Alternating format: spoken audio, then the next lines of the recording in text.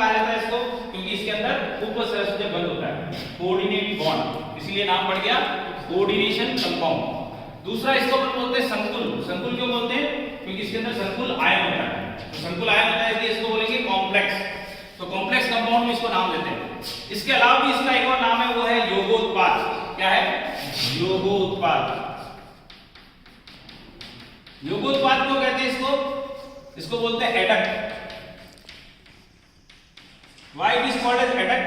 क्योंकि जो भी इसके अंदर रिएक्टेंट है वो रिएक्टेंट पूरे के पूरे जुड़ जाएंगे, और जब पूरे पूरे जुड़ जाएंगे तो जो प्रोडक्ट है वो समस्त जो आपके रिएक्टेंट है उनसे मिलकर बनता है। तो हमने क्या किया, दो रिएक्टेंट को ऐड कर दिया, इसलिए क्या बोला?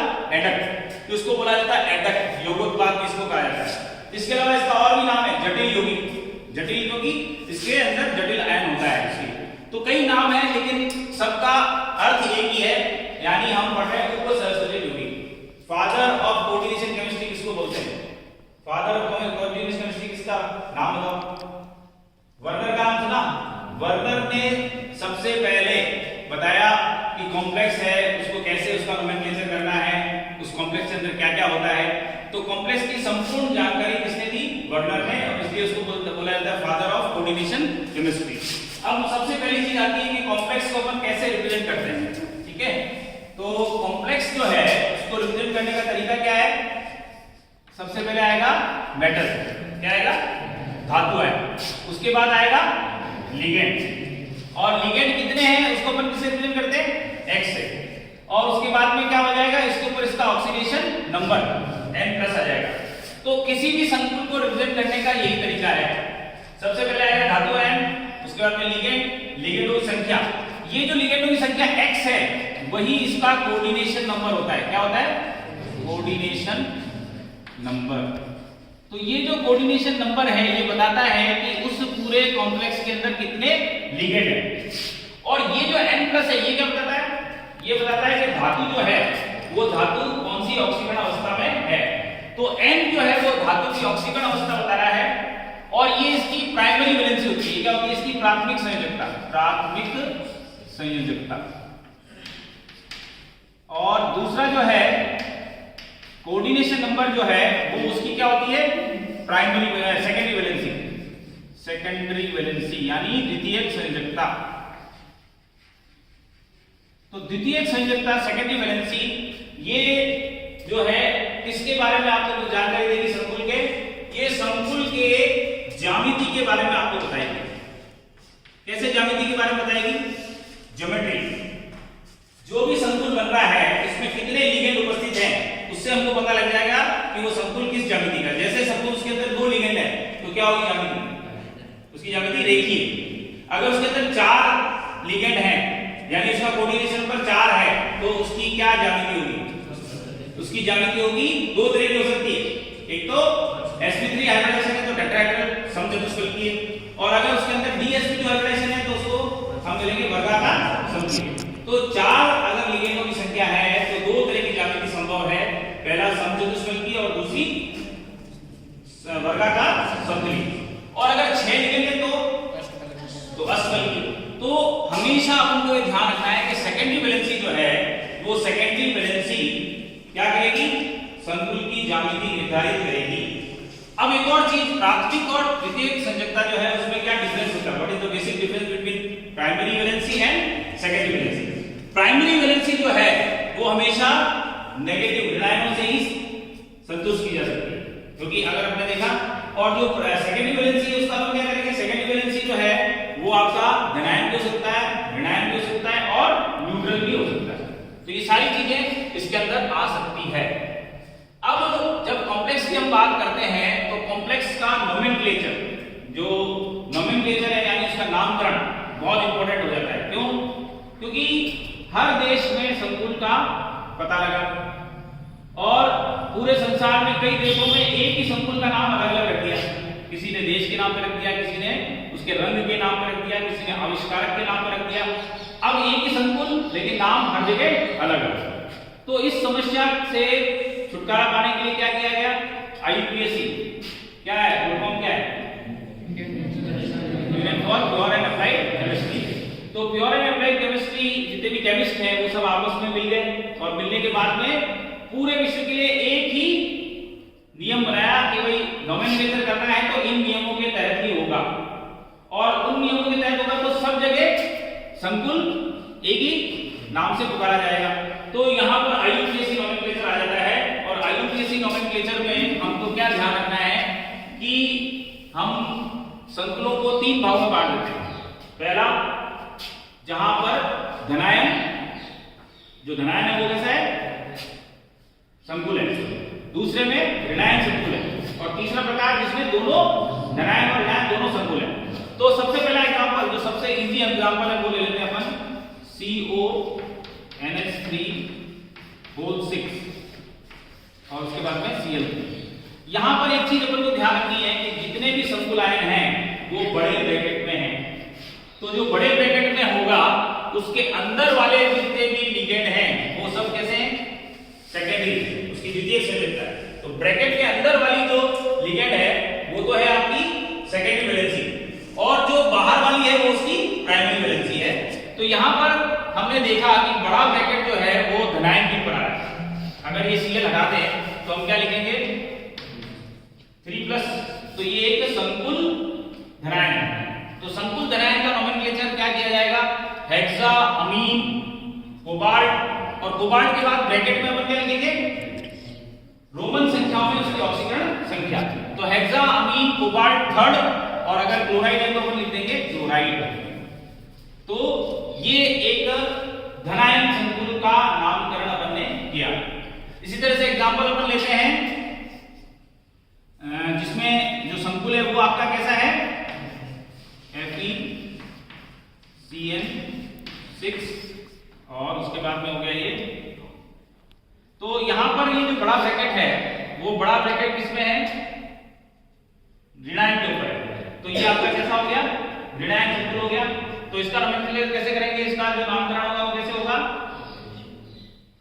ये हो गया पोटेशियम। यहाँ टेट्रा पोटेशियम लिखने की जरूरत नहीं है क्योंकि ये केवल क्या काम कर रहा है, ये संकुल को उदासीन बनाने का काम कर रहा है। तो ये हो गया टेट्रा पोटेशियम, उसके बाद में हेक्सा, साइनो।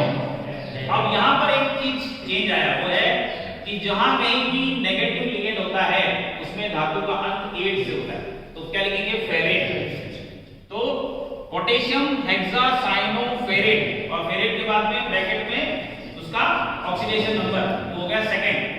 तो हेक्सा, साइनो, फेरेट, सेकंड, और उसके बाद में ये इसका नोमेनक्लेचर हो गया, पोटेशियम, हेक्सा, साइनो, फेरेट, और ब्रैकेट में सेकंड।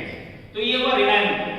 अब एक संकुल ऐसा भी है जिसके अंदर धनायन भी संकुल होगा और ऋणायन भी संकुल होगा। तो जब धनायन भी संकुल होगा तो धनायन को जैसे धनायन का नोमेनक्लेचर करते हैं वैसे करेंगे, और उसी के अंदर जो दूसरा ऋणायन है वो भी संकुल है, तो अपन इसको क्या करेंगे, वहां पर जो मेटल आयन आएगा उसके नाम क्या लगाएंगे, 8 लगाएंगे। तो ये अपन को ध्यान रखना है।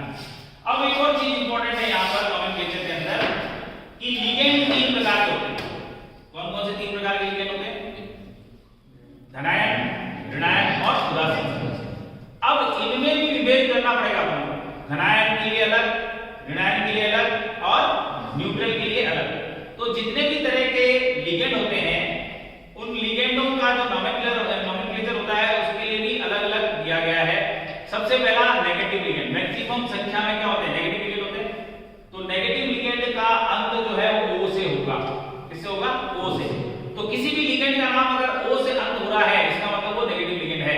जैसे हाइड्रोक्साइड को हाइड्रोक्सो, सल्फाइड को सल्फाइडो, नाइट्राइड को नाइट्राइडो। तो ऐसे O से अंत हो रहा है, एसीटेट को एसीटेटो। तो O से अंत वाला नेगेटिव लिगेंड। फिर आता है पॉजिटिव लिगेंड। पॉजिटिव लिगेंड को कैसे दर्शाएंगे अपन, पॉजिटिव लिगेंड के लिए अपन क्या करेंगे, इयम लगाएंगे लास्ट में। क्या लगाएंगे, इयम। तो कोई भी लिगेंड अगर उसके नाम का अंत किससे हो रहा है, IUM, इयम से हो रहा है, तो वो कहलाएगा पॉजिटिव लिगेंड। जैसे अमोनियम NH4+, तो अमोनियम H3O+, हाइड्रोनियम। उसके बाद में और कौन सा एग्जांपल अपन दे सकते हैं, फॉस्फोनियम। ठीक है, तो ये जितने भी आयन जिनका नाम जो है इयम से अंत हो रहा है इसका मतलब वो पॉजिटिव लिगेंड है। और जहां बात आती है न्यूट्रल लिगेंड की, तो न्यूट्रल लिगेंड में दो लिगेंड बहुत इंपॉर्टेंट है, बहुत ज्यादा इनका यूज होता है। वो कौन कौन से हैं?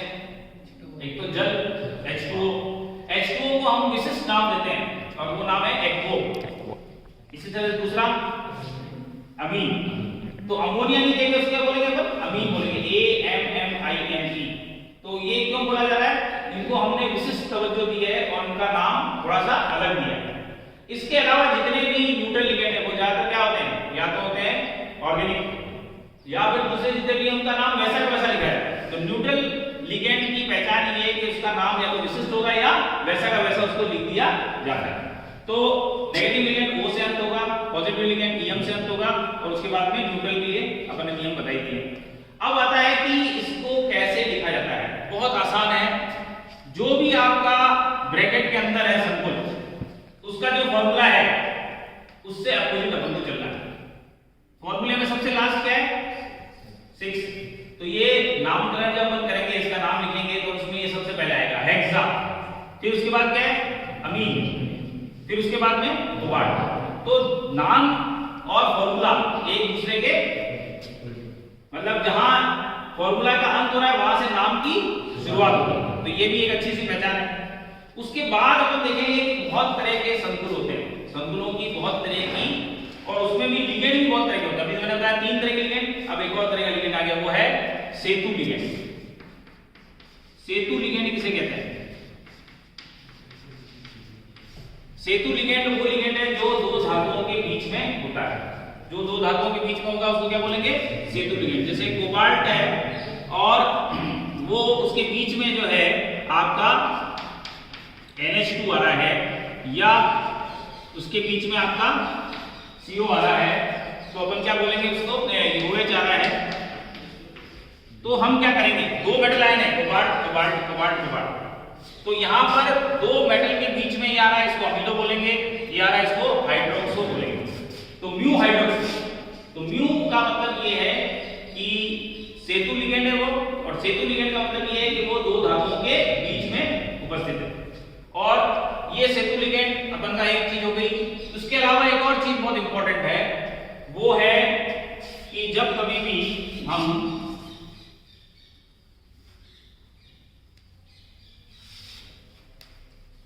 अच्छा, what is the basic difference between, सबसे पहले अपन लिखते हैं डाई, उसके बाद लिखते हैं बाई, उसके बाद लिखते हैं बिस।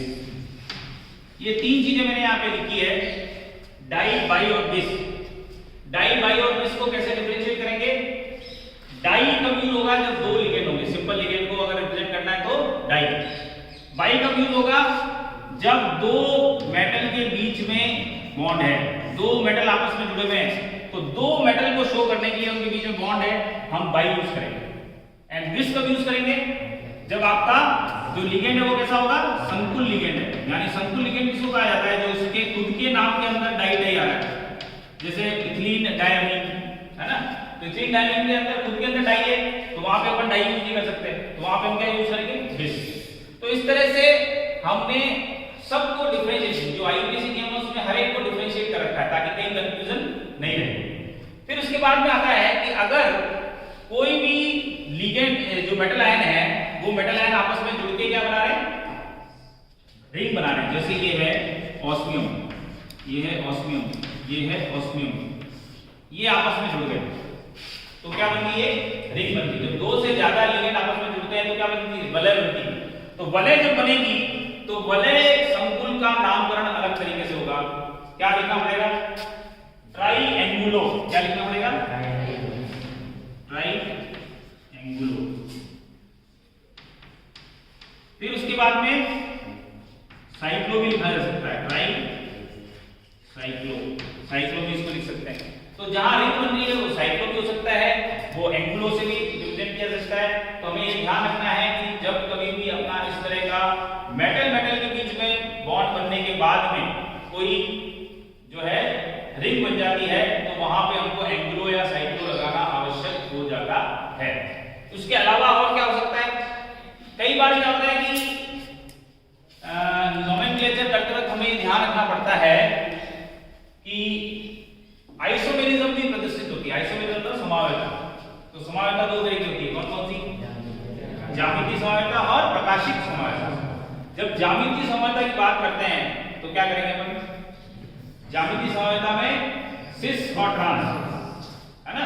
तो सिस और ट्रांस का पता लगाने के लिए हमको क्या करना पड़ेगा, उसका एक बहुत आसान तरीका है कि आपका जो संकुल है वो सिस है कि ट्रांस है। तो उसके लिए अपन को क्या करना पड़ेगा, हम देखेंगे इसको जैसे Cu है ना, और यहाँ पे अपन ने ये NH3, उसके बाद में ये NH3 और इसके बाद में Cl, उसके बाद में Cl। अब इसी को अपन इस तरह से लिख देते हैं, यहां पर Cl, यहां पर Cl, यहां पर अमोनिया अमीन और यहां पर भी अमीन।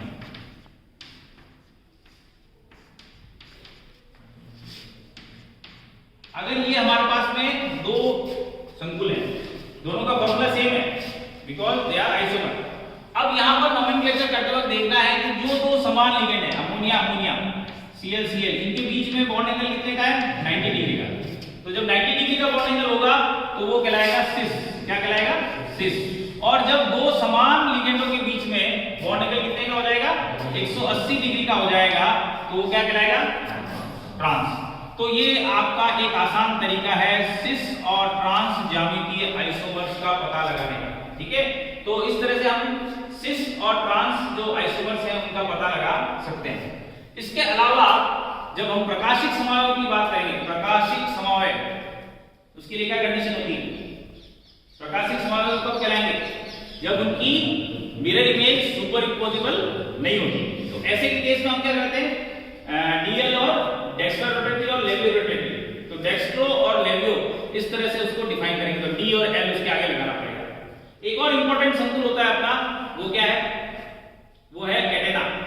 कैटेना मतलब कैटेनेशन जहां पे होगा, तो कैटेनेशन जहां पे होगा वहां पे हमको क्या करना पड़ेगा, कैटेनेशन के समय हमको क्या करना पड़ेगा, वहां पर किसी चीज का पुनरावृत्ति होगी। पुनरावृत्ति यानी रिपीटेशन होगा, और रिपीटेशन जब होता है तो हम वहां पर क्या लगाते हैं, संकलन। संकलन से बना कैटेनेशन, कैटेनेशन से हम बनाएंगे कैटेना। और उसका एग्जांपल भी आप लिख लो, ये Cl, ये Cu, ये Cl, ये Cu, ये Cl, इस तरह से ये आगे चलता रहेगा। और यहां पर एक Cl, यहां पर एक Cl, यहां पर भी क्लोराइड, यहां पर भी क्लोराइड, और बाद में जाके हम क्या करते हैं, यहां पे N- लगा देते हैं। यानी एक जो यूनिट है ये रिपीट हो रही है, CuCl3 N-, ये रिपीट हो रही है। तो जब ऐसा होता है तो आगे अपन को क्या लगाना पड़ेगा, कैटेना। तो कैटेना यानी संकलन हो रहा है, और संकलन हो रहा है, इसमें भी एक और चीज देखिए आप, वो क्या है, दो मेटल आयन के बीच में क्लोरो है, यानी एक ये सेतु लिगेंड है। तो सेतु लिगेंड को पहले लिखा जाएगा, तो कैटेना, उसके बाद में आ जाएगा म्यू क्लोरो, और उसके बाद में डाई क्लोरो। क्या आ जाएगा, डाई क्लोरो। और डाई क्लोरो के बाद में ये चूंकि नेगेटिव लिगेंड है तो क्या हो जाएगा, डाई क्लोरो के बाद में क्यूप्रेट, क्योंकि जो नेगेटिव लिगेंड होता है उसके अंत में, और यहां पर क्या आएगा, रोमन संख्या में सेकंड। तो इसका नाम हो गया कैटेना म्यू क्लोरो डाई क्लोरो क्यूप्रेट। तो ये एक अपन ने एग्जांपल लिया है जिसके अंदर, इसी तरह से अपन वलय का भी एक एग्जांपल ले सकते हैं। वलय का एग्जांपल लेना है तो जहां पे वलय बन रही है उसका भी एग्जांपल अपन ले लेते हैं। जैसे मैंने बताया था ऑस्मियम,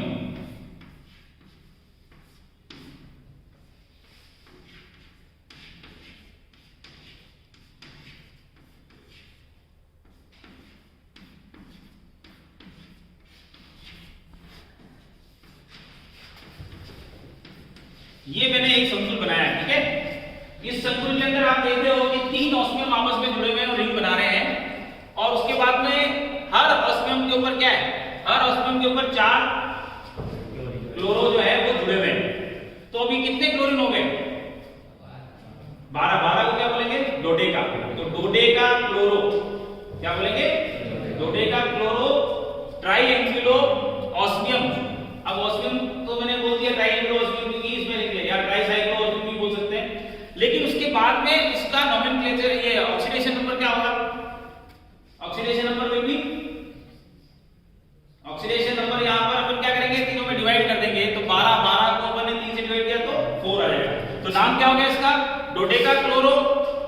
साइक्लो ट्राइसाइक्लो ऑस्मियम 4 आ गया।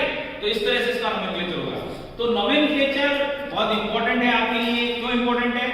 क्योंकि जब नोमेनक्लेचर वाला क्वेश्चन आप अटेम्प्ट करते हो तो टाइम बचता है।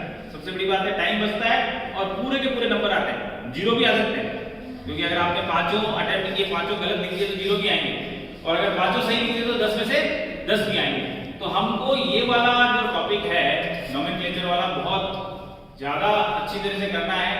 बहुत सारे एग्जांपल्स के देंगे। पिछले 5 साल के पेपर लो, 5 साल के पेपर लेने के बाद में जितने भी अभी तक नोमेनक्लेचर के क्वेश्चंस आए वो सब सॉल्व करो। और अगर आपने वो ढंग से सॉल्व कर लिए तो 100% चांस है कि आपके पूरे में से पूरे इस क्वेश्चन में आएंगे। और जो 20 मिनट आपको मिलेंगे उस 20 मिनट को आप दूसरे क्वेश्चन को अटेम्प्ट करने के लिए यूटिलाइज कर सकते हो। तो ये वाला टॉपिक बहुत इंपॉर्टेंट है और इसको ढंग से करना है। ठीक है, ओके।